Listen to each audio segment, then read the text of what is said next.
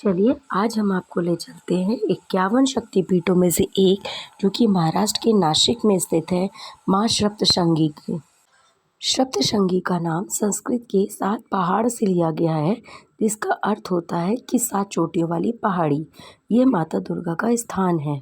ऐसा माना जाता है कि माता सती की यहाँ दाहिनी भुजा गिरी थी। यह स्थान हिंदू धर्म में अत्यधिक श्रद्धा का केंद्र माना जाता है। यहाँ पर माँ की मूर्ति स्वयंभू है और माता की मूर्ति की लंबाई 10 फीट है। यहाँ देवी के 18 हाथ हैं और हर हाथ में अलग अलग शस्त्र हैं।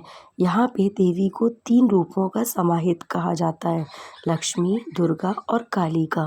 महिषासुर के वध के समय सभी देवी देवताओं ने जब माँ दुर्गा की आराधना की थी, तो माँ ने यहाँ पर सप्तशृंगी के रूप में अपना प्राकट्य किया था। नासिक से 60 किलोमीटर दूर वाड़ी गांव में जब आप यहाँ दर्शन हेतु आएंगे, तो आप यहाँ से होटल 450 मीटर की दूरी पर बस स्टैंड से दूर है और आपको रुकने के लिए आराम से होटल और शाकाहारी भोजन उपलब्ध हो जाएगा। बारिश का समय यहाँ दर्शन के लिए अत्यधिक अच्छा समय माना जाता है, क्योंकि यहाँ पर झरने, पहाड़ आदि आपको अधिक रोमांचक बनाते हैं। मॉनसून के समय में यहाँ पर पहाड़ियों का रंग और रूप एकदम यौवनल हो जाता है, जो कि बहुत ही आकर्षक करता है। यहाँ पे 427 सीढ़ियाँ हैं। या तो आप सीढ़ी के माध्यम से या रोपवे के माध्यम से माँ के दर्शन कर सकते हैं।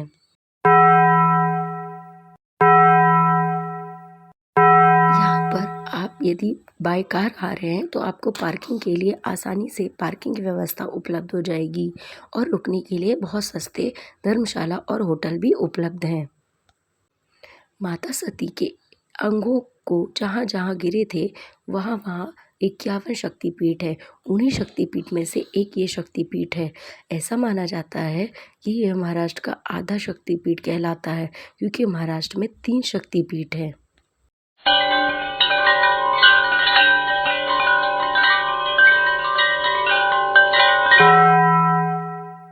माता सप्तशृंगी के दर्शन करने के बाद आप नासिक में त्र्यंबकेश्वर के दर्शन कर सकते हैं और त्र्यंबकेश्वर के आगे भीमाशंकर और घृष्णेश्वर के दर्शन करने हेतु भी जा सकते हैं।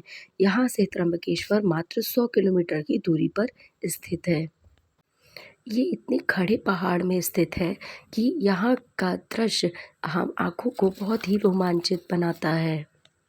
सप्तशृंगी के दर्शन करने के बाद आप यहाँ से 11 किलोमीटर की दूरी पर एक मार्कंडेय फोर्ट है, आप वहाँ पर भी जा सकते हैं और कई दूर दूर से श्रद्धालु यहाँ पर दर्शन हेतु आते हैं और ट्रैकिंग का आनंद भी उठाते हैं।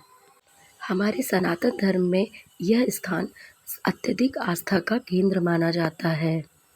वैसे तो यहाँ साल भर ही भीड़ रहती है, लेकिन वीकेंड्स पर यहाँ पर भीड़ थोड़ी ज़्यादा बढ़ जाती है।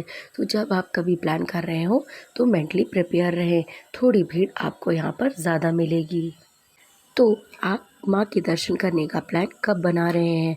यहाँ पर घूमने का सबसे अच्छा समय जुलाई से अक्टूबर तक होता है। ना ज़्यादा गर्मी होती है और ना ही ज़्यादा ठंड पड़ती है।